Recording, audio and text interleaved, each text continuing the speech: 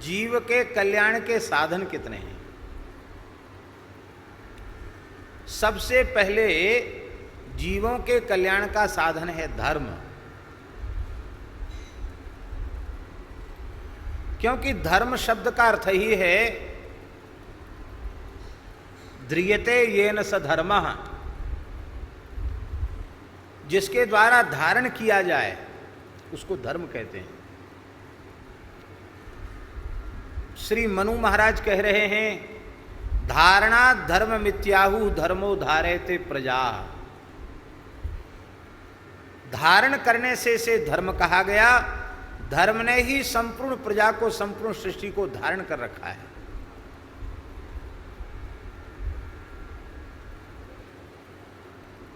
मीमांसक कहते हैं, पूर्व मीमांसक, यतोभ्युदय निःश्रेयस सिद्धि सधर्मः। अभ्युदय और निःश्रेयस की सिद्धि दोनों एक साथ जिसके द्वारा हो गए उसको धर्म कहते हैं। साल के अभ्युदय और निःश्रेयस की सिद्धि दोनों एक साथ जिसके द्वारा हो गए उसको धर्म कहते हैं। बहुत ध्यान देकर सुने।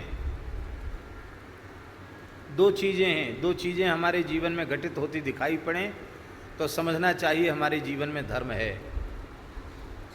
पहली है अभ्युदय और दूसरी बात है निःश्रेयस की सिद्धि। अभ्युदय माने होता उन्नति, विकास, किंतु लौकिक उन्नति को, भौतिक विकास को केवल विकास नहीं माना गया। भौतिक रूप से दुनिया के कई देश विकसित हैं, कितने देश विकासशील देशों की सूची में हैं, और कुछ बेचारे ऐसे हैं जो विकासशील की भी सूची में नहीं है, एकदम पिछड़े हैं। लेकिन ईमानदारी से देख लो,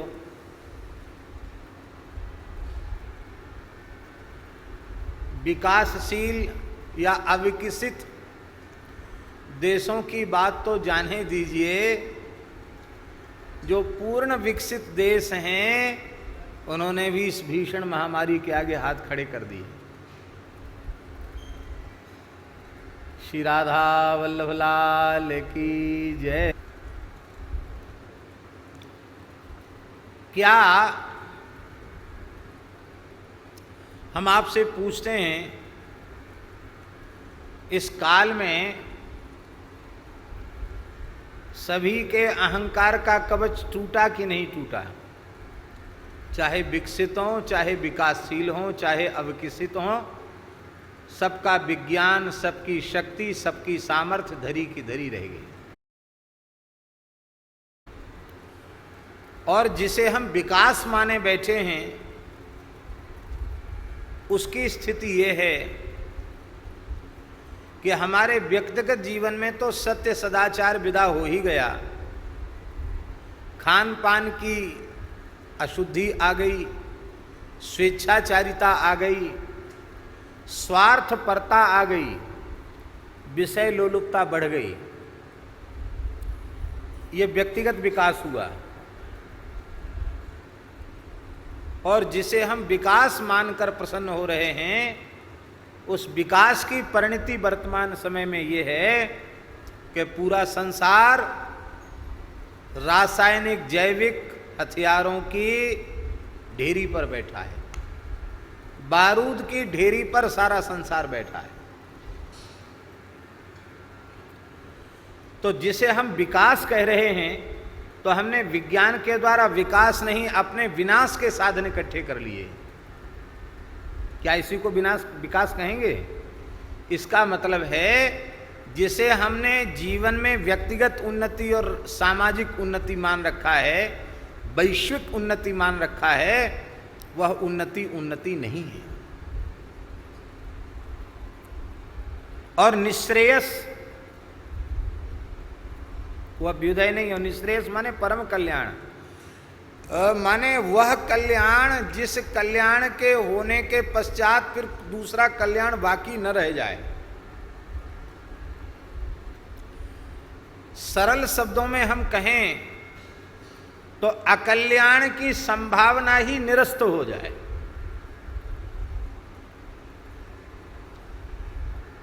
और ये कब होगा? कौन?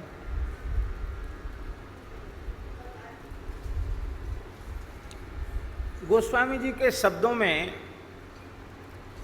जीव की वास्तविक कुशलता क्या है?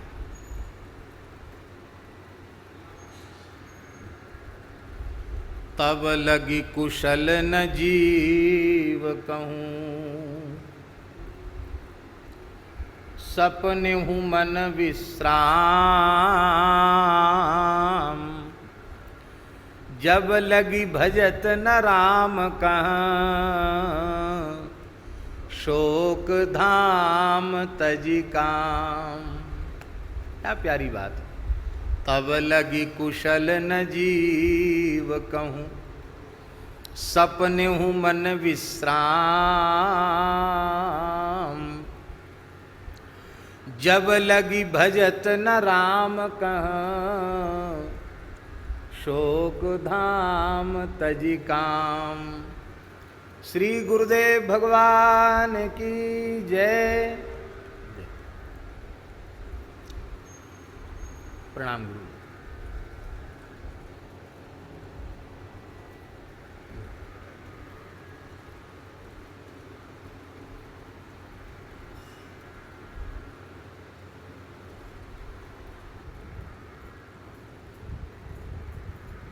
जल जल पिएंगे? पूछ लो। जल पिएंगे? जल। काम तज काम, बिनु संतोष न काम न साही, काम अछत सुख सपने नाही। बिना संतोष के कामनाओं का नाश नहीं होगा और कामनाओं के रहते हुए स्वप्न में भी सुख नहीं होगा। कामनाओं का नाश कैसे होगा? संतोष से होगा और भगवत स्मरण से होगा। क्योंकि राम भजन बिनु मिटहि की कामा, थल विहीन तरु कबहु की जामा। इसलिए दो चीजें युगपत जिसके द्वारा हो जाएं, एक साथ हो जाएं, अभ्युदय और परम निश्रेयस, परम कल्याण, ये दो चीजें एक साथ जिसके द्वारा उपलब्ध हो जाएं, उसको धर्म कहते हैं।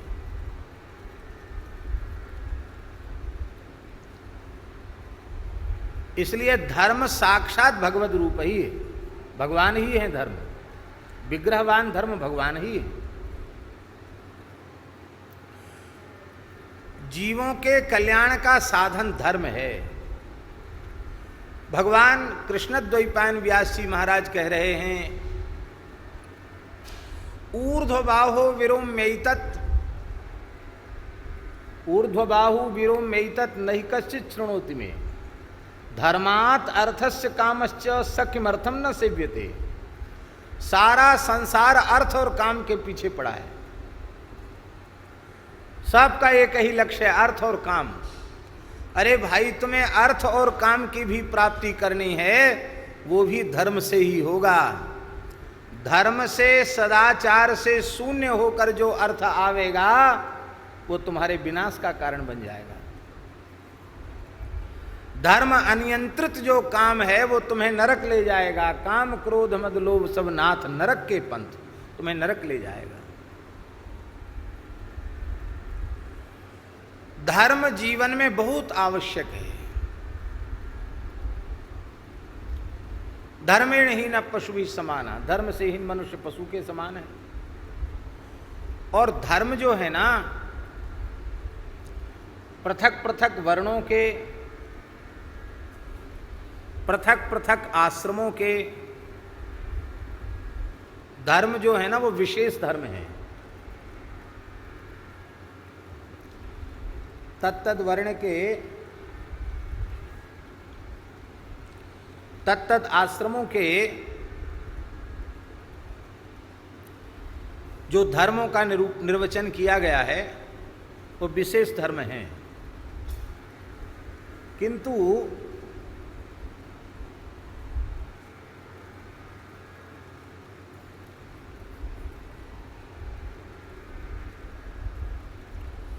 किंतु सामान्य धर्म जो हैं, बहुत ध्यान से सुने, हम बहुत जो सामान्य धर्म हैं, बहुत व्याख्यान का अवसर नहीं है, जिसे मनु जी महाराज ने दशकम धर्म लक्षणम कहा है, अहिंसा सत्यमस्ते शौच इंद्रिय निग्रह आदि जो 10 धर्म के लक्षण बताए हैं, वो मनुष्य मात्र का धर्म है। उसमें अमुक जाति और अमुक संप्रदाय का भेद नहीं है, संपूर्ण मानव जाति के धर्म हैं वे 10, और ये 10 सामान्य धर्म हैं। इनकी भित्ति पर, इनकी आधारशिला पर टिके हुए अलग अलग वर्णों के अलग अलग आश्रमों के अलग अलग धर्म हैं, और इसको शास्त्र की मर्यादा में स्थित होकर के कोई करेगा तो उसे निश्चित ही मोक्ष मिल जाएगा, वो संसार चक्र से छूट जाएगा, वो कृतकृत्य कृतार्थ हो जाएगा, इसमें कोई संदेह नहीं। क्योंकि ऋषियों के वचन हैं, अनेक वचन हैं, धर्मस्य हि अपवर्गस्य, धर्म का फल अपवर्ग है, मुक्त हो जाएगा वो।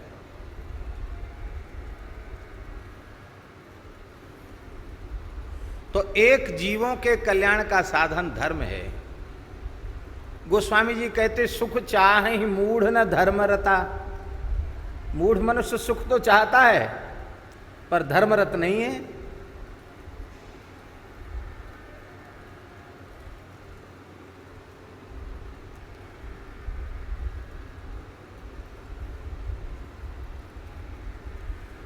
तो निष्काम भाव से धर्माचरण, वर्णाश्रम धर्म का पालन, ये कल्याण का साधन है। महाभारत में एक उपाख्यान है, संकेत मात्र हम कर रहे हैं। वह ब्राह्मण तप करते करते सिद्ध हो गया, वेद पाठ कर रहा था, एक बगुली चिड़िया ने बीट कर दिया। ब्राह्मण ने क्रोध भरी दृष्टि से देखा तो चिड़िया जल के भस्म हो गई। ब्राह्मण भिक्षा लेने एक पतिव्रता के यहाँ गया। पतिव्रता अपने पति की सेवा में लगी थी। उसने कहा कि ब्राह्मण, अतिथि भगवान, आप तनिक ठहरिए, मैं आती हूँ। और पति को भोजन आदि करा के आई, थोड़ा विलम्ब हो गया। तो वे महानुभाव लाल पीली आंख दिखा रहे थे।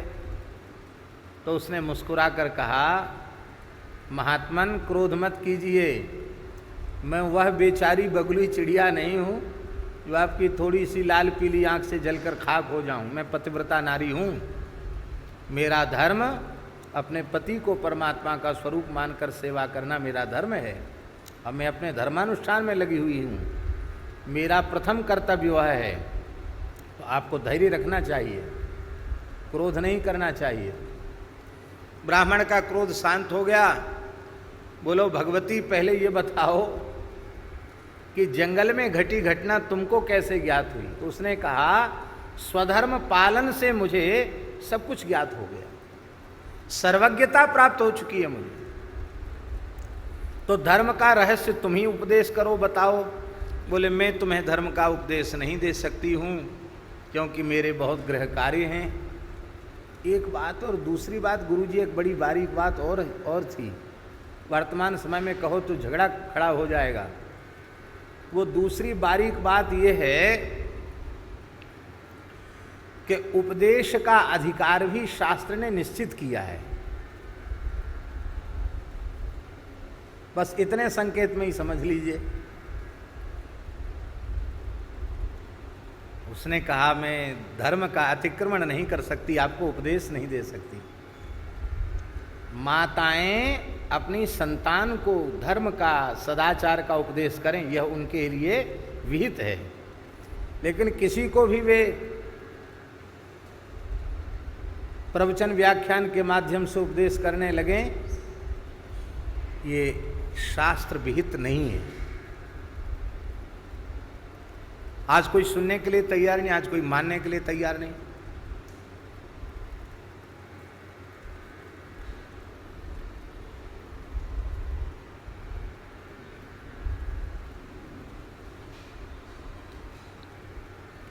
पर तुमको इस संबंध में अधिक जानकारी चाहिए तो तुम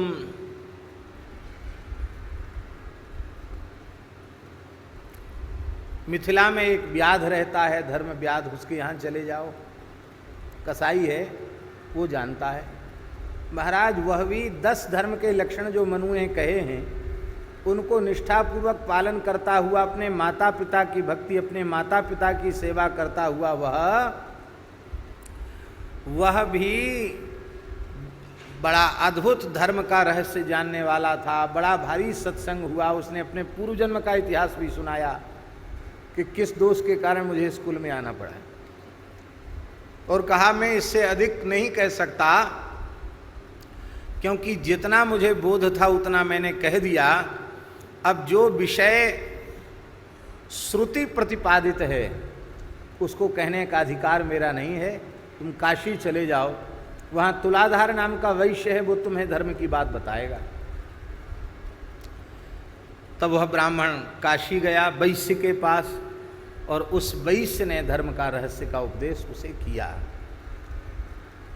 इससे एक बात बिल्कुल स्पष्ट हो गई कि जिस व्यक्ति के लिए नित्य सिद्ध अनादि अपौरुषेय भगवान वेद ने जो स्वधर्म निश्चित किया है, उसको यदि वह व्यक्ति निष्ठापूर्वक अनुष्ठान करे तो उसे तत्वज्ञान हो जाएगा,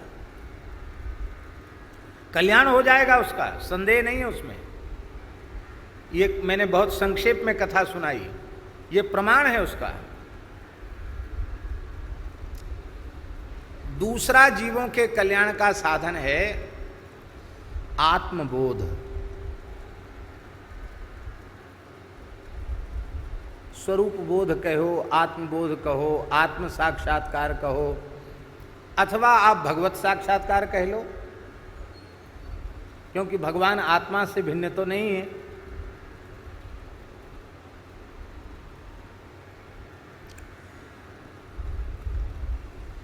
यह भी जीव के कल्याण का साधन है, परम साधन है। भगवान आदि शंकराचार्य जी तो कह रहे हैं, कुरुते गंगा सागर गमनम व्रत परिपालनम अथवा दानम ज्ञान विहीन सर्वमतेन मुक्तिम न भजति जन्म शतेन। और प्रसिद्ध ही है ऋते ज्ञानान्न मुक्ति है। ज्ञान से मुक्ति होती है, ज्ञान के बिना मुक्ति नहीं होती।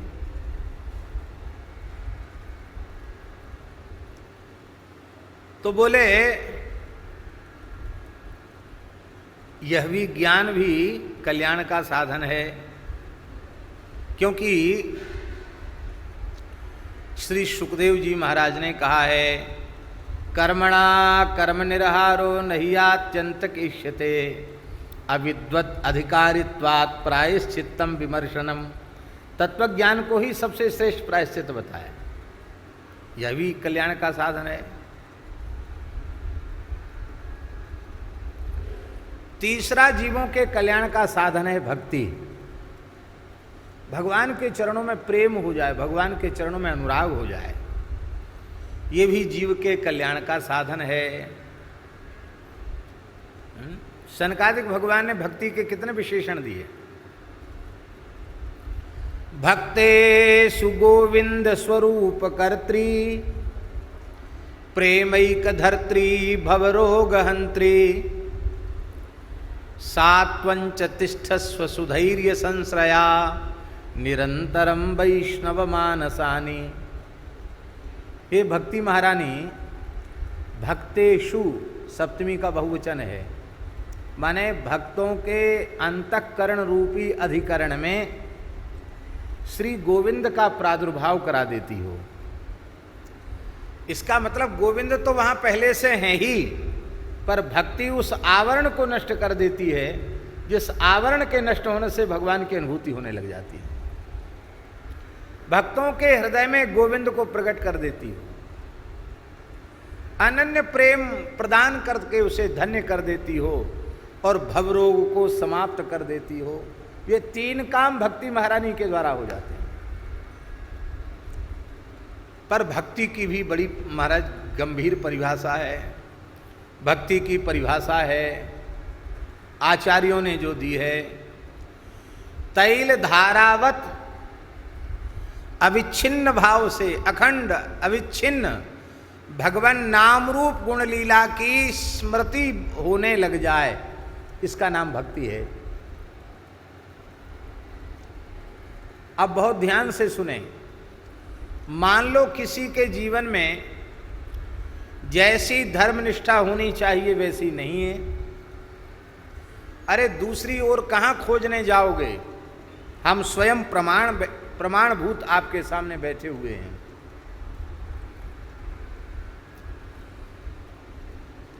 शास्त्रों के अनुसार एक श्रेष्ठ ब्राह्मण में जो लक्षण होने चाहिए, गुरुजी स्कंद पुराण में तो 48 लक्षण कहे गए ब्राह्मण के। 48 लक्षण, बड़ी लंबी व्याख्या है। यहां तक कहे 48 संस्कार जिसके होते हैं वो पूरा ब्राह्मण। 48 संस्कार कहे गए महाराज। हम अपने में देखते हैं कि शास्त्रों में जो ब्राह्मण के लक्षण हैं वे पूरे के पूरे हम में नहीं हैं। हम जितना जानते हैं उतना भी नहीं कर पा रहे हैं। जो शौचाचार शास्त्रों में लिखा है जल मिट्टी आदि के प्रयोग का, उतना भी नहीं कर पा रहे। नल का पानी छू रहे हैं तो शौचाचार कहाँ रहा?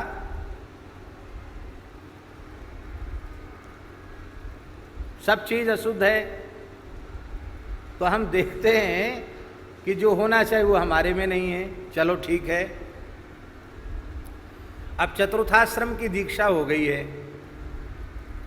तो क्या एक चतुर्थाश्रमी को जैसा होना चाहिए वे लक्षण हमारे में हैं? अहंकार भले ही किए बैठे रह जाएं, पर ईमानदारी से सच्चाई पूर्वक आत्मनिरीक्षण करें तो एक सन्यासी के, एक विरक्त के, एक साधु के जो लक्षण होने चाहिए वे लक्षण भी दास को अपने में नहीं दिखाई पड़ते हैं। इसका मतलब है कि हमारी धर्मनिष्ठा कहीं न कहीं न्यून है, जैसी होनी चाहिए वैसी नहीं है। तो क्या हमें आत्मबोध हो चुका है? आत्मबोध भी नहीं हुआ।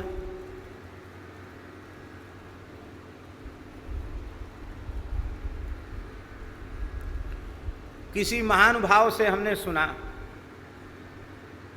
कि किसी भोले व्यक्ति ने परम श्रद्धेय स्वामी राम सुखदास जी महाराज से कहा कि आपका सत्संग सुनते सुनते मुझे ब्रह्म ज्ञान हो गया। तो स्वामी जी बड़े खुश हुए, बोले चलो एक तो कम से कम मिला जिसने कहा मुझे ब्रह्म ज्ञान हो गया। वाह, हमारा श्रम सफल हो गया। तो हम एक बात पूछते हैं तुमको। हाँ पूछो महाराज। कोई तुम्हारा सम्मान करता है तो तुम्हें अच्छा लगता है? हाँ लगता तो अच्छा है। और कोई तुम्हारी निंदा करे, तुमको गाली दे, तुम्हारा तिरस्कार करे तो तुम्हें अपमान बोध होता? बोले होता है। अच्छा कुछ लाभ हो जाए तो प्रसन्नता होती है? बोले हाँ होती है। और कोई हानि हो जाए तो दुख होता? बोले हाँ होता है।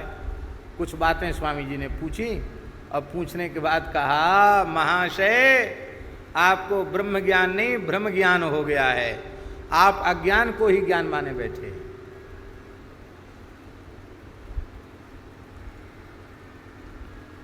ज्ञान की स्थिति भी ऐसी ही है।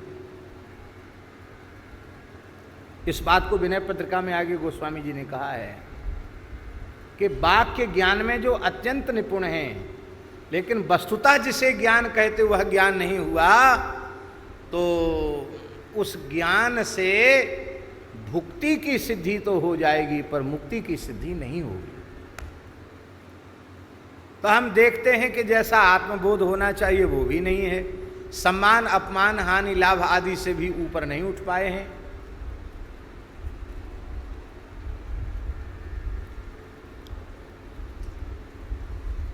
चलो तो भगवान की भक्ति तो सबसे सरल है, भक्ति तो होगी। कहते वो भी कोशिश में लगे हैं, प्रयास में लगे, भक्ति भी नहीं है, भक्ति भी नहीं है। क्योंकि तैल धारावत अखंड भगवत स्मृति को भक्ति कहा गया, और हमारी स्मृति तो निरंतर खंडित हो रही है। हम स्मरण काल में भी विस्मरण में लगे हुए हैं। राम राम राम राम राम राम राम राम राम राम राम राम राम राम राम राम कर रहे हैं, और इसी बीच में कुत्ता आ गया तो हमारी आंख ने, हमारी बुद्धि ने, हमारे मन ने कहा कि ये कुत्ता है। इसका मतलब क्या हुआ? भगवान की विस्मृति हो गई, कुत्ता आ गया। इसलिए सच्ची भक्ति ये है कि चराचर में भगवान का दर्शन करना। यही शास्त्रों में लिखा है, अंतिम भक्ति यही है। और इस भक्ति के बिना केवल एक आकार विशेष में परमात्मा को स्वीकार करना, सर्वत्र परमात्मा की सत्ता स्वीकार न करना, इसके संबंध में लिखा है भस्मन्येव जुहोति सः, वो राख की डेरी में हवन कर रहा है। सब में भगवान का अनुभव वो भी नहीं, क्योंकि ये अखंड स्मृति कब होगी? जब सब में भगवान का अनुभव होगा तब अखंड स्मृति होगी। भगवान का सब में अनुभव नहीं हुआ तो अखंड स्मृति नहीं होगी। तो धर्म भी नहीं, ज्ञान भी नहीं, भक्ति भी नहीं, तो अब कल्याण के साधन तो ये तीनों थे, और तीनों हमारे जीवन में नहीं है, तो हम अपना समय खराब क्यों कर रहे हैं? जैसे संसार के लोग पशुवत संसार के व्यवहार में लगे हुए हैं, उसी में हम भी लग जाएं। ऐसे जो जीव हैं जिनका ज्ञान, जिनका धर्म, जिनकी भक्ति शिथिल है, चाहते तो हैं पर वो पूरी तरह वहां पहुंच नहीं पाए हैं, प्रयास में लगे हुए हैं, ऐसे साधकों, ऐसे जीवों का भी कल्याण संभव है। वे दो बात अपने मन में निश्चय कर लें। अकिंचनः, भगवान को छोड़कर हमारे जीवन में अपना कहलाने के लिए कुछ भी नहीं है। हमारे प्राण सर्वस्व, हमारे जीवन सर्वस्व भगवान हैं। इस बात को केवल यहां से कहे नहीं, भीतर से स्वीकार कर ले। माता रामो मत पिता रामचंद्र स्वामी, रामो मत सखा रामचंद्र, सर्वस्व में रामचंद्रो दयालुर, नान्यम जाने नैव जाने न जाने। ये इतने हृदय से स्वीकार कर ले। अकिंचनता का भाव, अकिंचनता माने निर्धनता नहीं है। अपना कहलाने के लिए जिसके पास कुछ भी शेष न रह गया हो वो अकिंचन है। दूसरा है अनन्य गति, भगवान को छोड़कर दूसरी गति ही नहीं है। हम जाएं तो जाएं कहां? विनय पत्रिका में गोस्वामी जी ने कहा, जाऊं कहां तज चरण तुम्हारे, काको नाम पतित पावन जग, के ही हठ दीन उधारे, के ही अति दीन प्यारे, जाऊं कहां तज चरण तुम्हारे। ये है अनन्य गति। और गुरुजी अकिंचनता और अनन्य गति आ गई तो अपने आप ये सारे लक्षण अपने आप जीवन में उतर जाएंगे। इसलिए अनन्य गति होना बहुत जरूरी है। यही बात गोस्वामी तुलसीदास जी कहते हैं 30वें पद में, जाके